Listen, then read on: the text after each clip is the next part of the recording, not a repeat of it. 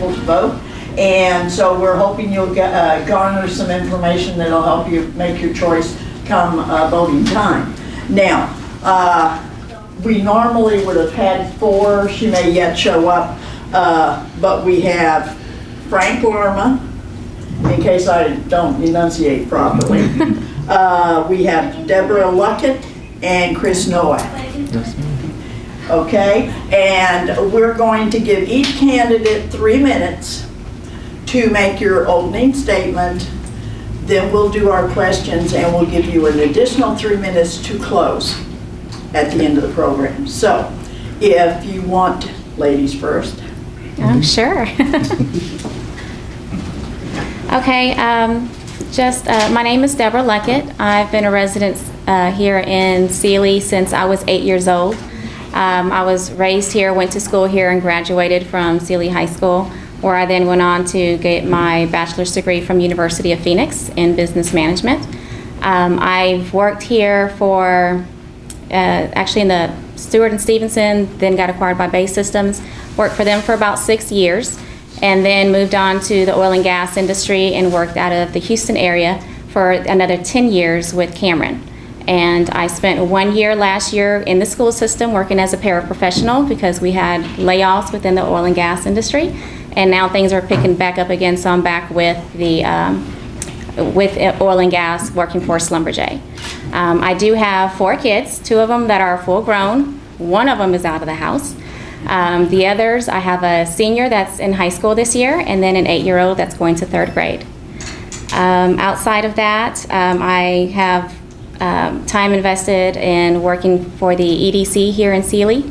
Done that for like the last year, helping to bring in business for the Sealy area, as well as helping out the businesses that are currently already here. So that's pretty much who I am. As far as my candidacy, I do want to bring to the city of Sealy my knowledge that I have, not just in business, but in project management as well. I spent the last close to 10 years working with projects, so I feel like I can contribute to the city in that manner. I feel like I can also bring professionalism and just my character and my ethics to the seat as well. So hopefully I can make an impact for the city, and I can move it forward. And looking at our future, I think that the city is going in the right direction. I just think it needs additional guidance, but that's with everything that we do. So that's what I plan to do as a city council member. Thank you. And we'll go alphabetical. Mr. Lerma. Okay, well, I'm Frank Lerma, resident here of Sealy. Just quickly overview of who I am, where I started. I was born in Houston, graduated out of Aldine High School, and immediately after that I joined the United States Marine Corps. Upon joining the Marine Corps, I was involved in the Gulf War, and I was an aircraft support equipment mechanic during the whole course of that stint. I honorably was discharged from the Marine Corps with honorable discharge, and I joined with the Houston Police Department right after that, literally within a few months. I served my time at the police department as a Houston police officer, patrol, fatality accident investigation, crime analysis, and honorably retired after serving 21 years there. I now serve as a police officer now full-time with the Memorial Villages Police Department, which just is inside the Beltway. And that services 3 cities, Bunker Hill, Piney Point, Hunters Creek. I act as the community relations officer there, so heavily involved and engaged in the inner workings with the cities and all the workings as it relates to how the government's operated and things like that, and also with the residents to try to create a cohesive environment for the residents and the municipalities that I serve. I'm also a business owner here in Sealy. I have rental properties that I've purchased and rehabbed, along with self-storage facilities here. And a lot of that was from my wonderful mentor, Travis Abel. He's been an amazing mentor, and he told me your purpose for people are to serve. So I serve by buying houses that no one's living in and rehabbing them and making them a place where a family can live in. Other than that, I'm excited about this possible opportunity to serve on council, and just want to make things, whatever has been established, I believe that everything can always be better. We can always do more. And I believe as long as we work in harmony with a positive attitude and a can-do spirit, These problems are merely challenges just begging for a solution. So that's my heart and why I want to serve. Thank you, sir. Mr. Nowak? I am Chris Nowak. For those of you that know me, I'm sorry that, no, I'm just kidding. I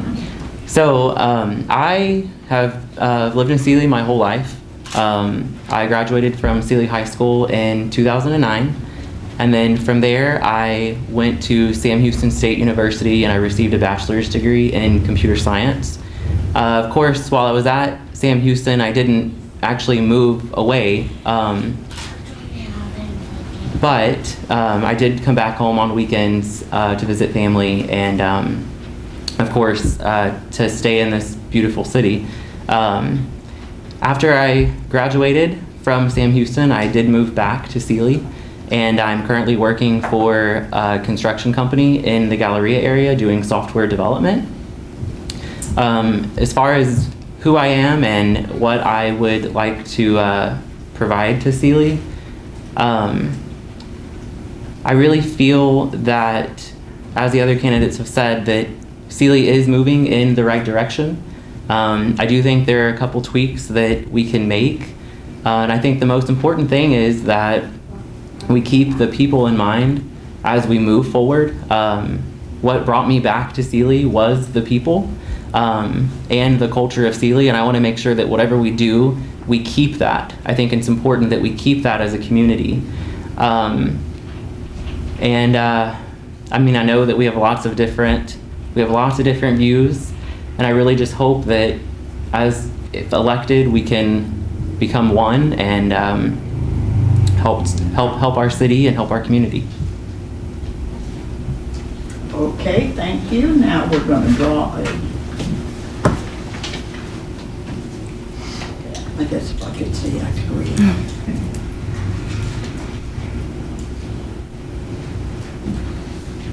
This comes from Janet Whitehead. We all know that there are drug markets in our city. Why do they still exist, and what is your vision for dealing with the problem? And let's just start with Mr. Lerman and work our way down. Each person will answer the question that's put to you. We all know that there are drug markets in our city. Why do they still exist, and what is your vision for dealing with the problem? So the drug markets mean all the illegal drugs, obviously, right? Okay. So, well, that's why we have a police department, and that's why as a governing body and someone who serves as an official on council, that's why we put people in place like who we have here tonight, the police chief, to administer all the necessary patrols and procedures needed to mitigate that. And then ultimately we all want it to go away completely. But as a police officer my whole career, I know that that's always going to be an ongoing challenge. So as someone who serves on council, it's our duty to try to find the best person for that position so that they can implement the tools and the manpower necessary to mitigate, if not eradicate, at least mitigate the problem. Sure. Overall, I think that what Mr. Lerma said is absolutely true. We have to keep an open line of communication with our police department, work hand in hand with them to make sure that all the problems that we have within the city are being taken care of. Drug usage being one of them, being sold, bought on our streets and our homes and our businesses, in and out of back doors sometimes. I also believe that one of the main things that we have to also focus on is education, educating our residents, educating our business owners on what to look out for, things that you can report, because it takes a community to clean up a community. The police department can't do it all on their own.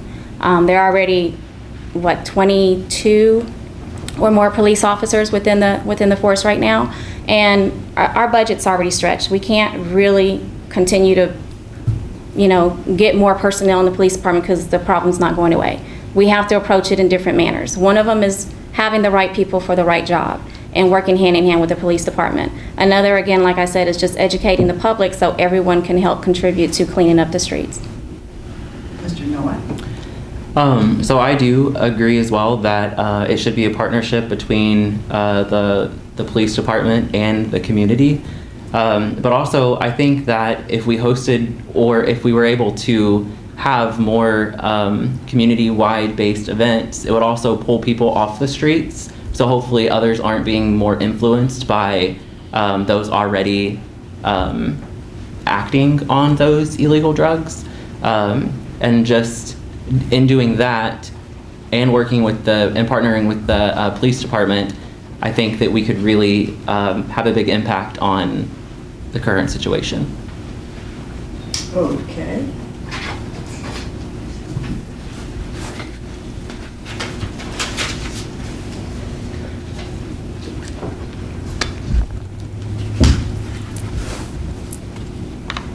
This one does not have a name attached to it. I'll seek one that does. Dwayne Burno. What should the city council do to attract, support, and manage new commercial and residential development? We'll start with Ms. Liddy. Sure. One of the main things that I am very impressed about is the hand-in-hand communication and workings that the city has with the EDC.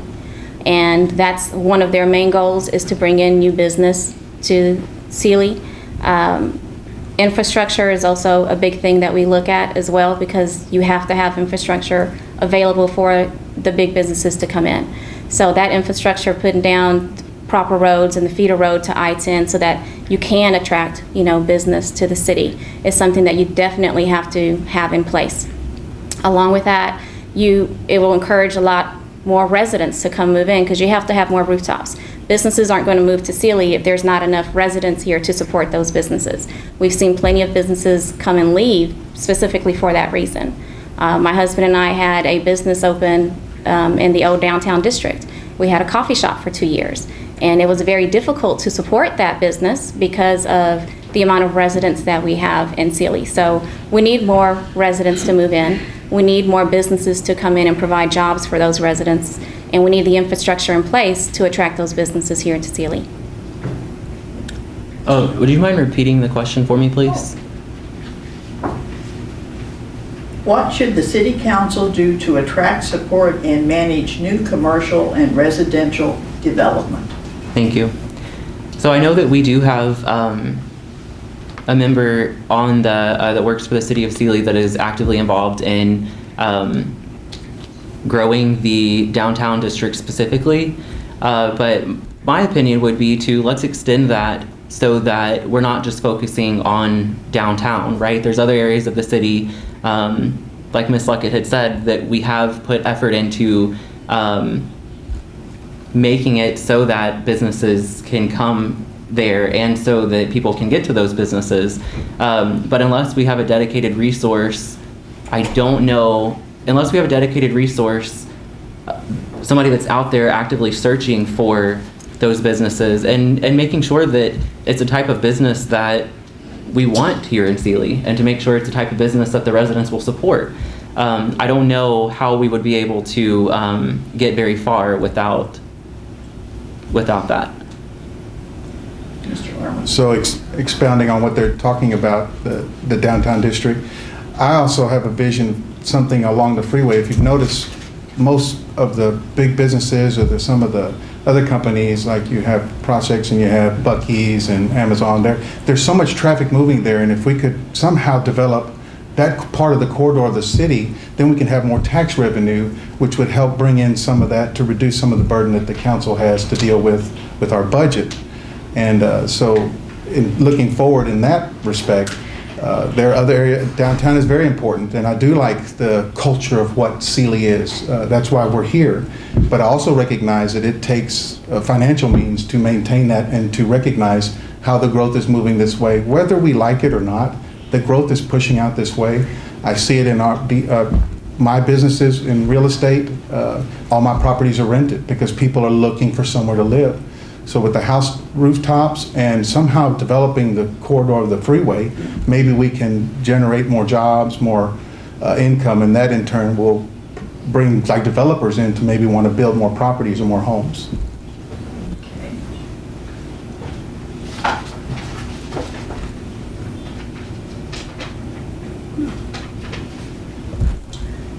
This is from Chris. I think that is our chief of police.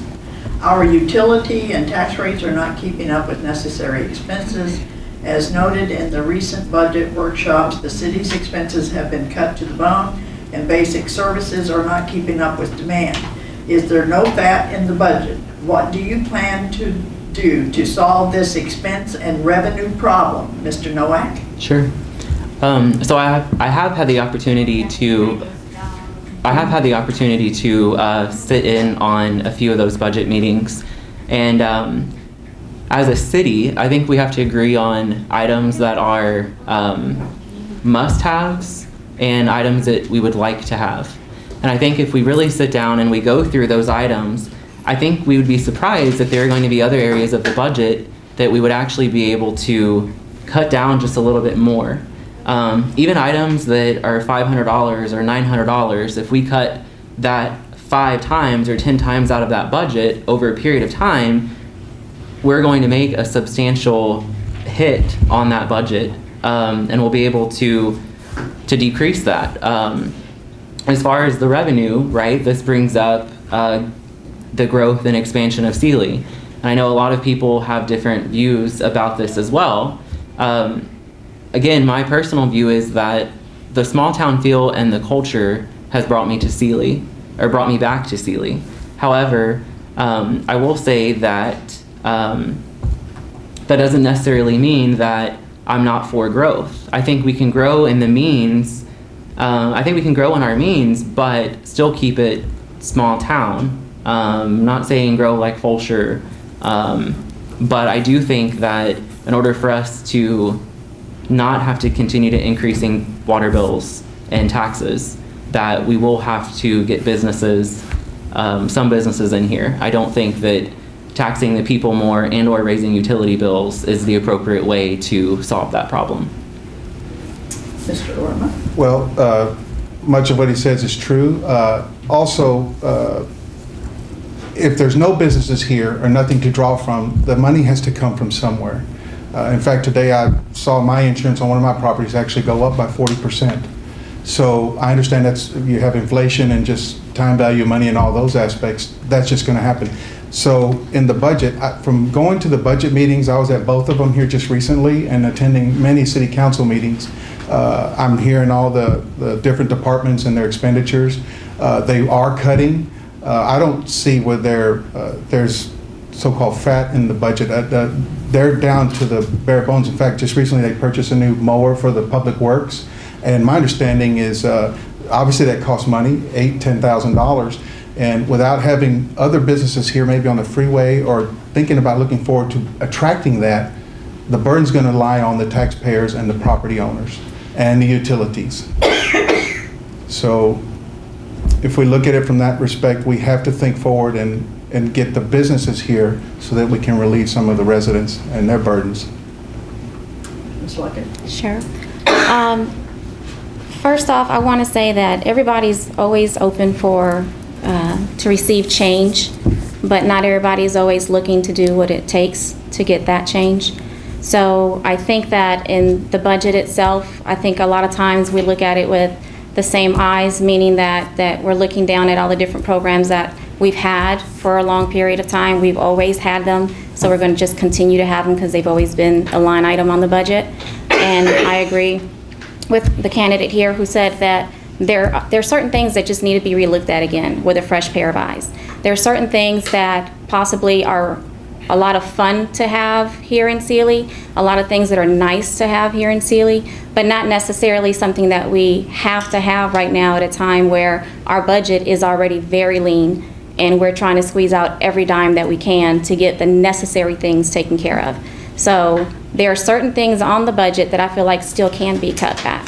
And it may not be something that everyone may be gung-ho about, but sometimes you have to make a few sacrifices in the now to get what you need in the future. And then in the future, you can always look back at adding those items back into the budget once the finances are there to cover them. But I do feel like there are areas in the budget where we could still cut back on a few things to create a little bit of cushion, should I say, in the budget, or apply those funds to places that is more needed for the city. As far as the revenue, I know that there are businesses that are already here. Sika and Lavalin, who are already here in Sealy. And they're producing jobs for the residents. And the reason why they got here is because they were given a lot of tax breaks on moving here. That's what entices the businesses. But what people have to understand is with those tax breaks, we don't get that revenue right away. It's kind of like playing a long game rather than a short game. So everybody needs to realize that the businesses are here and the jobs are here, but that increase in revenue, we're not going to see it in our books for years to come. So you kind of have to be patient and wait on that and come up with other creative ways to bring in more revenue other than just waiting on the businesses that are here. And I think that's what some residents don't understand. They're like, well, we have these two great big businesses here. Where's that money? How come we can't use that money? It's because we don't have it on the books yet. So that's just something that, again, with education, a lot of the citizens can understand exactly why things are the way they are. And that'll, again, come with communication, open communication between the citizens and the city council. And I think that if we have more things like a town talk where you can have a back and forth between the citizens and the council, that a lot of these things can be explained more so than in a city council meeting. Because with the meetings, it's a little bit more formal. You have to sign in and state exactly what it is you're going to talk about, and it has to be an item that's already on the agenda, and you're only given your amount of time to talk. But there's really not a lot of back and forth that you can get like you can with a town talk. And I think putting more things like that in place will help out the city as well. Okay.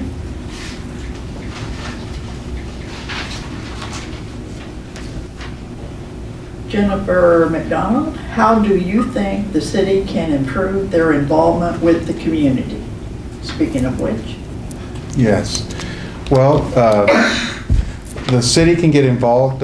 You talked about town hall meetings. Sounds like just having maybe some invitations like that to have people come out and also working out a way where we can get maybe the departments to do some type of program. Of course, you have the department heads and they would spearhead each one of those, but mainly inviting them in. I do know that from what I've seen from the council meetings that I've attended, it's unfortunate. I don't know why it's that way. A lot of people don't come to the council meetings. And so we have to figure out a way, talking to the department heads and maybe the mayor and other members of the governing body, to see what we can do to develop something to get people more involved and the government involved with the people. We have the paper, we have nowadays with the media, social media and these things, maybe there's some other ways we can use this to attract and connect with people at different tiers, different levels. So that would be some of the ways I would think about. Excellent. Sure. I've already mentioned one, the town talk. I feel like that's something that will greatly benefit the community, but that has to be something that's brought to the attention of the citizens to make sure that they show up, because they have to show up in order for something like that to work. Of course, social media is one of the great blessings and great curses of our lifetime right now. Unfortunately, it seems like we were just discussing actually right before the forum begun that if something good happens or if good things are happening, no one really talks about them, no one really mentions them, they're just supposed to happen. But let one bad thing happen and everyone's talking about it. Those are the times that you see the city council meetings full and they're standing room only because everybody wants to complain or voice their concerns about something that's going on with the city. So we need to have that same type of turnout when it's, when a good project is coming to Sealy, when something good is happening. And that's something that we need to work on. Again, open communication is one, and just voicing what's going on with the community and getting it out there. Facebook and I think Austin County News has a website that people post things on, and that's a good forum to use. I think it just needs to be utilized more so when good things happen and not just overly stretched and worked to death when something bad happens. So I agree with kind of what they have both said. However, I will say that something that really bothers me about, well, there's several things, but one of the things that really bothers me about Facebook is the fact that I feel like there's a lot of drama that goes on Facebook, and I really feel like that interferes with what the actual issue is. So if I were elected, like one of the biggest things I would try to help improve is communication and getting the community involved. Unfortunately, I do feel that if we were to have a town talk or something of that nature, people are busy. People have kids. They're taking their kids to practice. And I think that's why our turnout in the council meetings aren't as high, just because people are busy. They have a lot going on. So how do we get out what we're talking about to the community? Well, we do have Facebook, but again, second problem with that is I've been walking around and I've been meeting a lot of people in the town, and I had no idea that we had so many elderly people living here. And they have no idea what's going on because everything that happens is now on social media. It's on Facebook. So we have to figure out a way to be able to not only communicate to the younger generations, but also our elderly that are here. I mean, they're just as much as this town as I am, as you are, as anybody else is. So I think we, the council, the city, we have to have a really good partnership with all of the news outlets that we have in Sealy, as well as sending out communications. Everybody gets a utility bill. Like why can't we type up a summary of council meetings and put those out with utility bills, or post those on the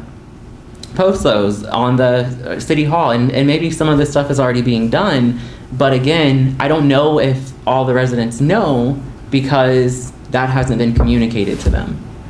So communication is one of the big things that I think if we improve that, we would get the community more involved.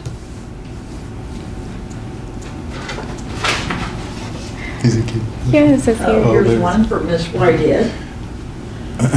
Are there any subjects such as city infrastructure issues that you need to learn more about? You want to start it off? Sure. Yes, ma'am. I actually, it's not just the infrastructure, but coming in as a brand new city council member, everything that comes across your table is something that I need to know more about. I think one of the things that I do in my life and in constructing my business is before I make a decision on anything, I have to review it. My background is a project manager. That's just what I do. So any issue that comes across, including the infrastructure or any other project that the city is currently working on, one of my first things, if I'm elected as a city council member, is sitting down and going through every single thing that you have going on so that I can fully understand it, getting all sides of the story, and going back to whatever the history is of that particular item, going through the ordinances of the city and understanding all the ordinances so I can see how everything that comes across the table applies to our ordinances. And there's just, to me, it's like a never-ending learning process. You can never know everything about everything about everything. So to answer that question simply, is everything that I would need to get into and try to understand it to the best of my ability and apply my skills and what I can bring to the table to each one of those items, and just seeing what I can contribute to give you additional knowledge, or maybe have you see it in a different light that maybe you didn't see it before, having a new set of eyes looking at it. And that's pretty much my answer, is everything, because I don't believe that I'll be an expert at anything that comes across, but I think that's where I depend upon my fellow city council members, my different departments that we work with, to also feed in to me, what their knowledge is, what their expertise is in. We have different people in different departments that's what their job is to understand certain aspects of every job or every project and relate that information to the best of their ability to the council so we can make the best decision possible for the city. Mr. Noel? Sure. I completely agree with that. I don't think anybody is an expert on anything. So if I were elected, I would definitely do my homework, and I would have to study everything out of and remove my own biased opinion from that, because at the end of the day, I'm not representing myself, I'm representing the people that would have elected me. So I think that's what is going to make a successful council person, is the fact that you are willing to get educated and read up on everything, make sure that you have all the facts, make sure you have all of the answers to all of your questions before making any decision. I know that I've been attending the council meetings and I take a spiral with me, and we can talk for 10 minutes on a conversation and I've written down 15 questions. Now, I don't know if that's just because I'm not in tune as I should be, or if it's just because they're legitimate questions that should be asked. So that makes me feel really good knowing that I do have those, I am wanting to learn more and I do have those questions. So like Ms. Luckett, my answer again is everything as well, not just infrastructure. Mr. Levin? And one more time, the question, please. Oh, yep.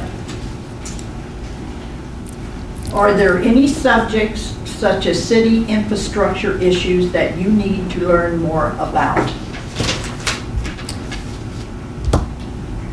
I remain teachable. And that means that we all have ideas and biases, like it was alluded to a while ago. But the thing is we have an engineering firm and we have professionals that understand all the dynamics, whether it's the water service, the sewage treatment, all this infrastructure things we're talking about. It's important for us as council to engage with them, meet with them, and have them explain, like was alluded to earlier, what has been in the past, what we have right now, and what is the best in their view, because they're qualified. They're engineers, they're civil, electric, hydraulic, whatever it is that that entity provides, that company. We should tap that resource and rely on them, because they're ultimately responsible to give us the right information based on what we're asking. So to want to learn about that, along with tapping the resources of the department heads, whether it's public works, the guys that are handling all the tap-ins for the water service and things like that, and then of course the ordinances, understanding the ordinances, how they apply to what we're doing with the city. So yes, I want to remain teachable. I don't know all what that needs to be known, but I'm excited about learning about it and trying to put the best effort forward to get the best result. Okay. Dwayne, what qualities do you think are the most important in a city manager? And we'll start with Mr. Noah. Sure. So I think the last question was a good segue for my answer for this one.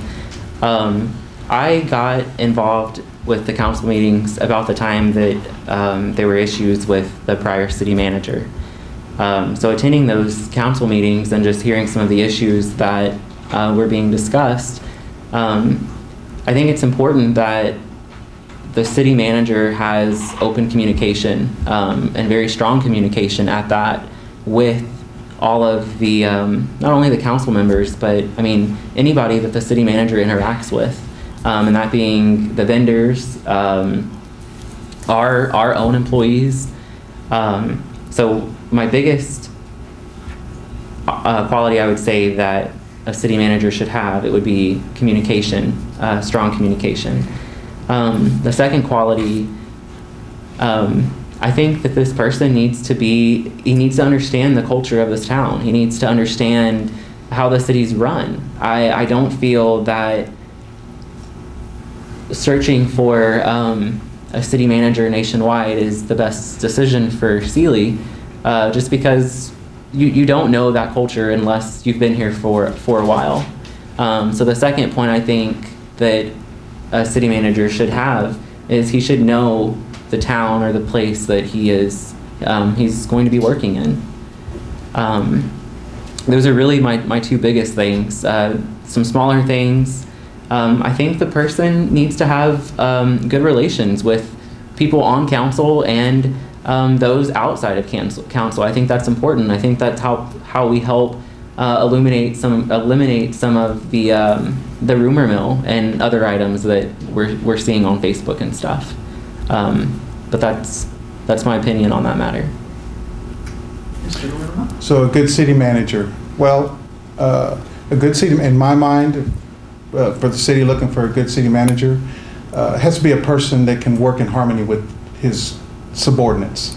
He has to be able, or she has to be able to not only communicate, but to find out what their talents are and put them in the positions that they can optimize them, that's benefit for the city itself, the whole administration of the city.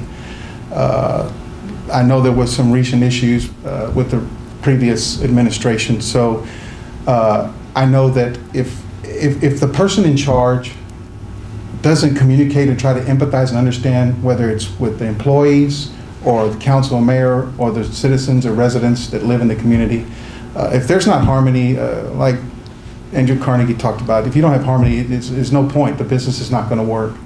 So those are some of the things we look for. You definitely can, it can be inside or outside. I was born in Houston, but I still love Sealy, and I live here right now.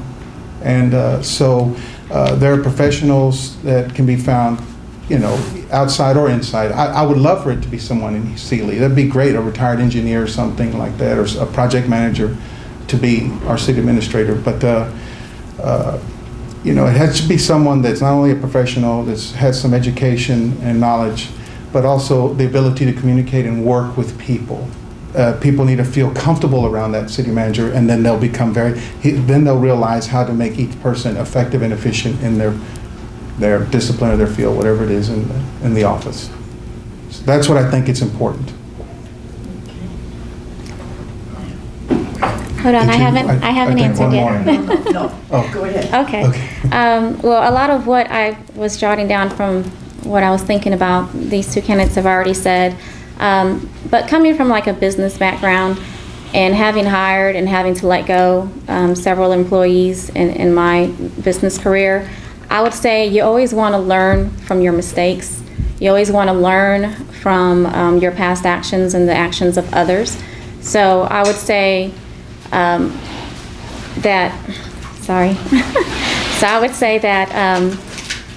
based on what we've experienced in the past here in the city, I would think that we would have learned from our mistakes that we've made, or from mistakes that have just been kind of placed on our plate. So I think one of the things that I'm be looking for in the next candidate for that position, if it ever comes, well, it's open now, I think we have an interim, but I'm looking for that person to be knowledgeable in what it is that they're going to be doing on a day-to-day basis. I need them to have the experience. As Mr. Lerner actually said, I would prefer for them to have a project management certificate, because that's pretty much what he's going to be doing, is managing huge multi-million dollar projects at times. I expect this person to be able to lead a team, but also be able to follow just as gracefully.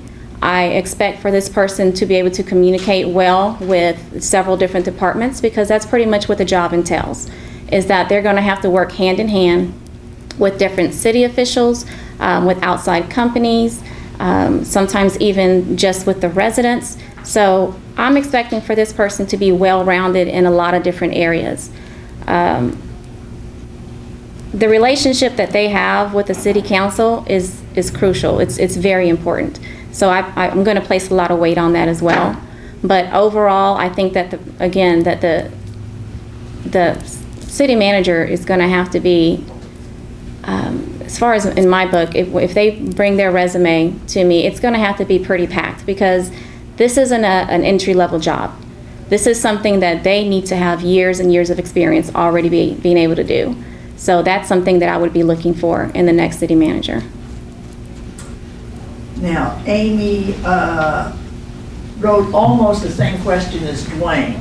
What qualities are you looking for in a new city manager? Where is she? I brought that one. Oh, did you? Have they sufficed for your question? Sure. Okay.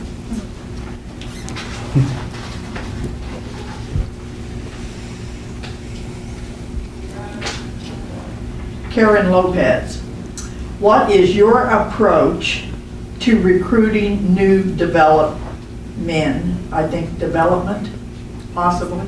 Yes. Okay. And it's Ms. Luckett? Sure. Again, I think I've already stated it before. I believe that bringing in new development, it goes hand in hand with our current relationship that we have with the EDC, which brings in new businesses to the community. That particular relationship and working well with them has benefited the city greatly, and I look for that to continue. I also believe that one of the things that we can do to bring in new development, say for like residences, is continue our work on extending our gas lines to different areas that currently don't have the capacity to facilitate large communities or businesses in certain areas of the town. There's actually certain citizens within the city that I'm sure still don't even have city water and city gas, and that needs to be addressed as well. So it's not just about bringing in the new, but you also need to take care of what we already have here within the city as well. Mr. Nowak? I think I touched on this a little bit as well. In summation, I think that we need to have a city employee that's actively reaching out and searching for businesses that want to have an opportunity here in Sealy. And along with that, right, if we can fix all of our other issues that our town has, how awesome would it be for our town to be so desirable that businesses are actually coming to us, that they actually want to be here. And I think that's closer than anybody really imagines. As you drive down I-10, I mean, Katie's getting closer to Brookshire, Brookshire's getting closer to Sealy. And I really think that, I mean, if this is a desirable place, we have lots of I-10 frontage, I really think that businesses will come on their own if we can get everything else right. Mr. Brown?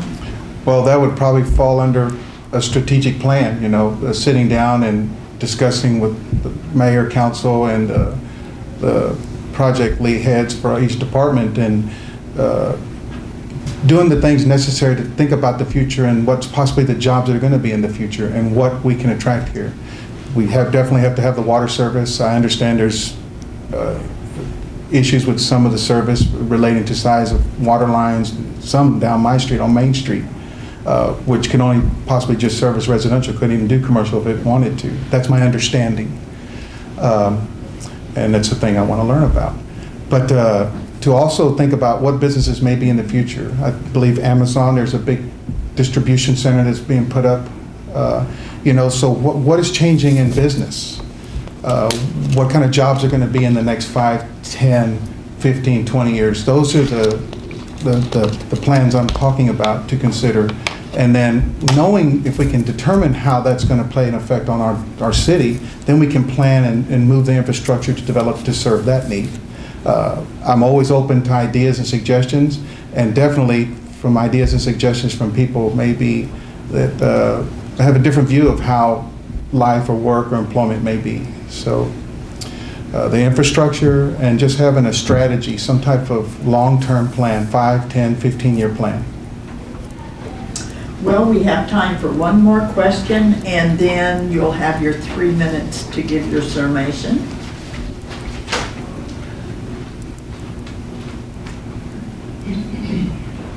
Well, no name, and it says there are current issues.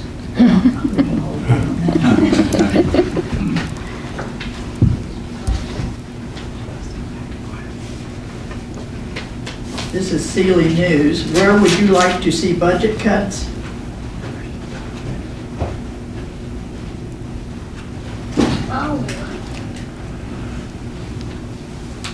And I believe it's Mr. Nowak's time to start. Okay. I think we had a prior question that kind of answered this. And again, I believe that if we take a look at the budget, we will be very surprised that there might be, even if they're small amounts, areas that we can cut that budget. And if we continue to do that over time, I think that we'll be able to make a huge impact to that budget. And then I'd also said that we have to just come up with a list of must-haves and need-haves, or must-haves and wants.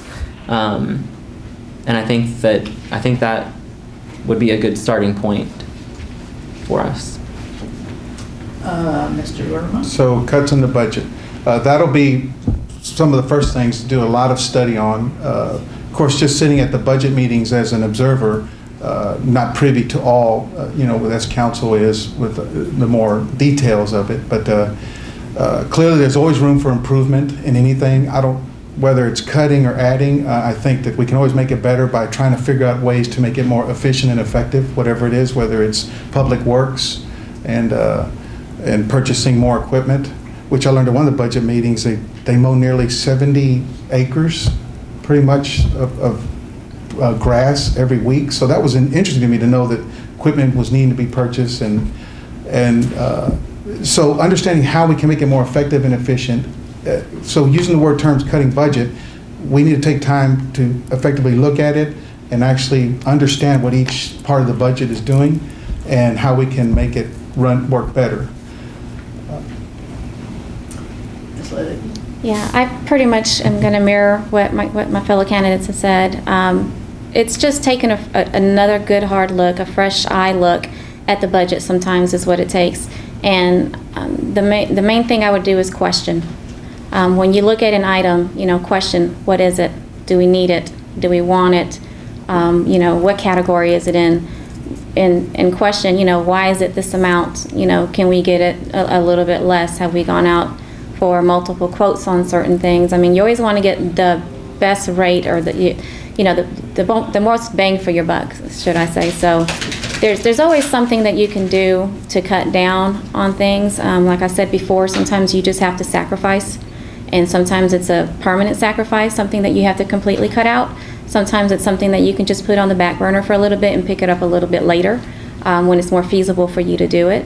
So I think it's just going through the budget line item per line item, understanding what each item is fully, and then looking at it and just determining if it's still actually required or not and how much you can cut it down. So it's a working process. I don't think that you can ever come up with something that's going to appease everyone, but I think that it's something that's doable. Well, we're going to end the questions now. That gives you 3 minutes per person to give a closing statement, and we'll start with Mr. Nowak. Okay. So if elected, I promise that I will have 4 main categories that I want to focus on. And one of those is going to be budget. Number 2 is going to be drainage.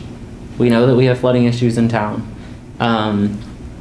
The third thing is going to be growth. And then again, the fourth thing that I'd mentioned earlier is going to be that open communication. I think that's really essential to what's going to make this successful. Sorry. So. Where's that newspaper? Oh. Right. Yeah. So with that being said, I'll just let him live on me, that's fine. With that being said, I do think that it's important for the city of Sealy and, well, mostly the council members to sit down, and maybe we have this already and I just don't know about it, but I really think that in order for us to know where Sealy is, the end goal of Sealy, like, we have to sit down and come up with a 3-year plan, 5-year plan, 10-year plan, whatever that might be.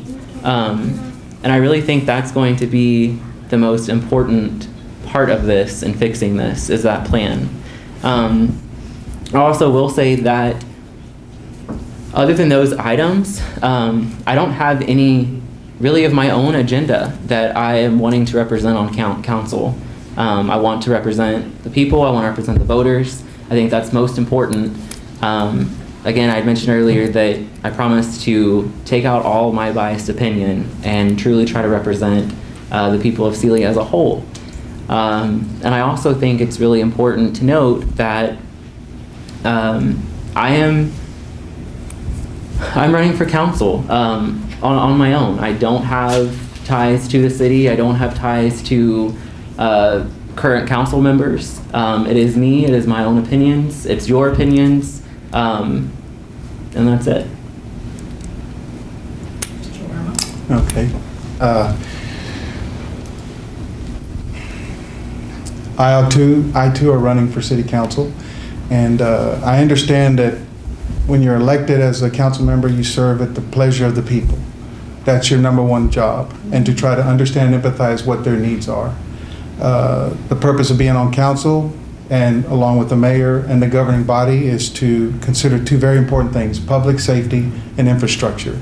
If we don't make, and Sealy is very relatively safe compared to other cities. I've looked at some crime analysis data, and it's really a pretty safe city, which I enjoy because I have beautiful children here to go to high school here. So public safety, meet those requirements to have a safe community where people feel safe and comfortable in their community. And then infrastructure. Folks need to be able to get around, need to be able to have the services they need. And those are the primary responsibilities of any governing body that I feel is important: public safety and infrastructure. And then dealing with council members and mayor and the residents and their needs. If these things we have that we're calling problems, I merely just look at them as challenges. And instead of focusing on why we have this problem or have our biases, I want to begin by saying we should change the dialogue to say, how can we make this work? Who can we talk to get the information? Who can we seek counsel from, whether it's an engineer or a CPA firm? Find the people that are qualified to give us the information we need to make, so as a governing body, we can then implement that knowledge and information to get the most effective, efficient city government and city infrastructure to provide for our residents. I love Sealy. I love being here. I'm deeply invested in this community. And I just want to be on city council and serve. And I'm excited about it. And that's what I look forward to doing. Thank you. Ms. Luckett? Sure. Well, I too am also running for the city council seat, made vacant by the current mayor. I honestly did not decide to run for city council as soon as the seat became available. It took me a long time of toiling it over, deciding whether this is something that I wanted to step into. And my deciding factor in the matter was, I feel like I can be that change that the city council needs. I'm not saying that I am the end-all, fix-all. I'm saying that I can put my skills and my expertise to use within the current city council, and that I can assist to the best of my ability. I believe that I can bring a positive attitude to the council as a whole. Just in my business dealings and working with project managements in the past, I've dealt with teams of people, outside suppliers and vendors and companies. So I've dealt with them in the past and know how to communicate with multiple departments all at one time. I don't, like I said, I don't make my decisions lightly. I review everything and try to make sure that I ask the proper questions and I get a full understanding for what the item is or what the issue is before I actually make my decision. And sometimes that may not come right away. Sometimes I may need to table something because I'm just not satisfied with the information that I'm receiving. I'm one of those people that believes that if it doesn't sound right, then I'm not just gonna say, okay, well, I'll go ahead and, decide this way just because, it's taken up too much time. If time is needed to review something, that's what I'm going to do. So that's pretty much how I'm going to approach my city council member seat. Is I'm going to take my time in reviewing all the issues and make sure that the city is number one as far as what the decision is and why I'm considering making my decision, because it's going to be for the residents.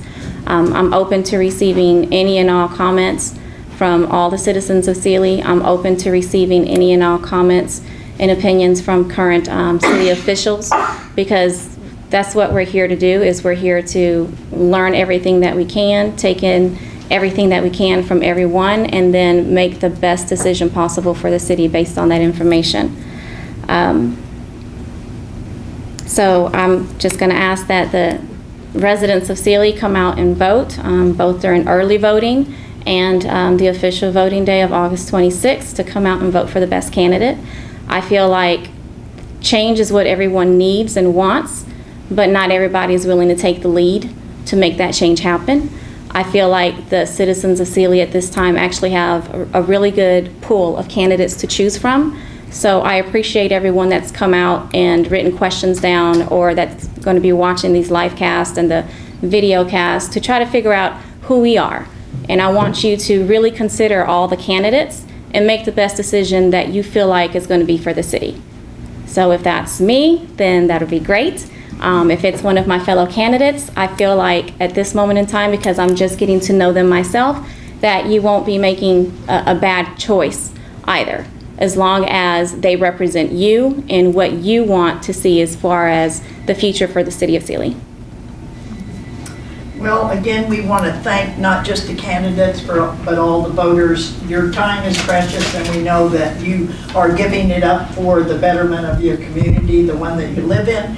And on August 9th at Tony's at noon, there will be another chance for you to, and there were questions we didn't get to, for asking questions and getting to know these people better.